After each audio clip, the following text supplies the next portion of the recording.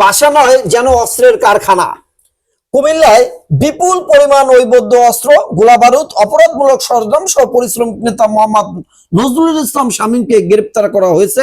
RAB ও সেনাবাহিনীর যৌথ অভিযানে উদ্ধার অস্ত্রের মধ্যে রয়েছে 3টি পাইপ গান, 60 রাউন্ড শটগানের কার্তুজ, 18 রাউন্ড মেশিন গানের গোলাবারুদ, 1 রাউন্ড পিস্তলের গোলাবারুদ, 1 রাউন্ড রিভলভারের গোলাবারুদ, বিভিন্ন অস্ত্র। এ যেন বাসা নয় অস্ত্রের কারখানা।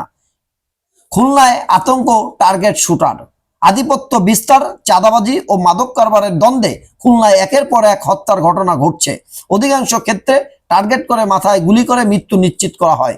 এক্ষেত্রে ব্যবহৃত হয় ভাড়াটে খুনিরা। পুলিশের দাবি, খুলনায় শীর্ষ সন্ত্রাসী গ্রুপের মধ্যে দ্বন্দ্বের জের ধরেই খুনাখুনি বাড়ছে। যুক্তরাষ্ট্রে ইতিহাস গড়ে বিচারপতি হলেন বাংলাদেশি সোমা।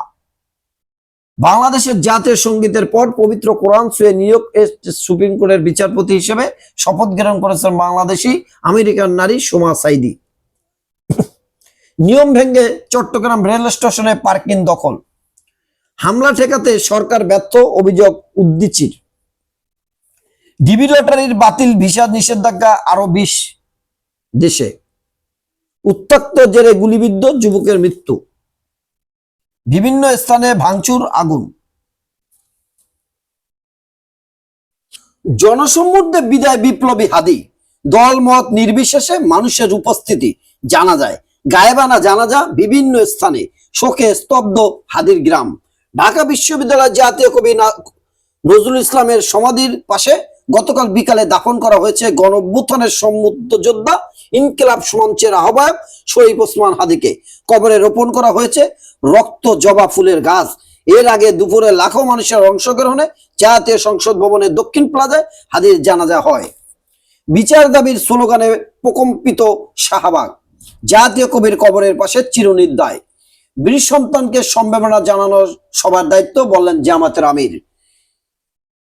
নির্বাচন নিয়ে এখনো ষড়যন্ত্র চলছে, বললেন তারেক রহমান।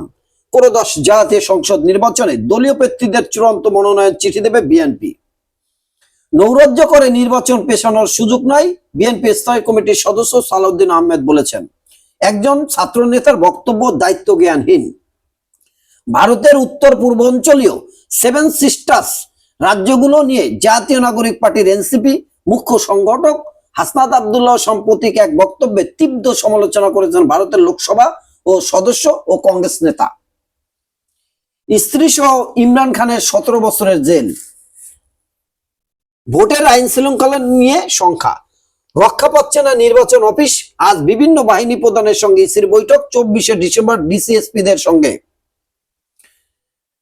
বসুন্ধরা ও ইস্ট ওয়েস্ট মিডিয়া গ্রুপের নিন্দা, গণমাধ্যমে হামলা। সংবাদপত্রের উপর হামলার নিন্দা ঝড়। দেশের শীর্ষ 2 সংবাদপত্রের কার্যালয়ে হামলার ঘটনায় গভীর উদ্বেগ প্রকাশ করেছে আন্তর্জাতিক মানবাধিকার সংস্থা হিউম্যান রাইটস ওয়াচ। পরিস্থিতি নিয়ে দফায় দফায় বৈঠক।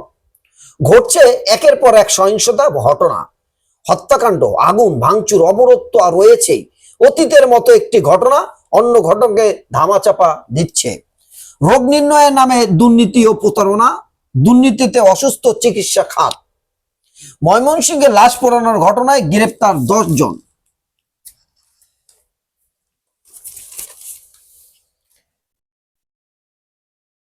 প্রিয় দেশবাসী, প্রতিদিন সংবাদ শুনতে চ্যানেলটি সাবস্ক্রাইব করে রাখতে পারেন। আসসালামু আলাইকুম।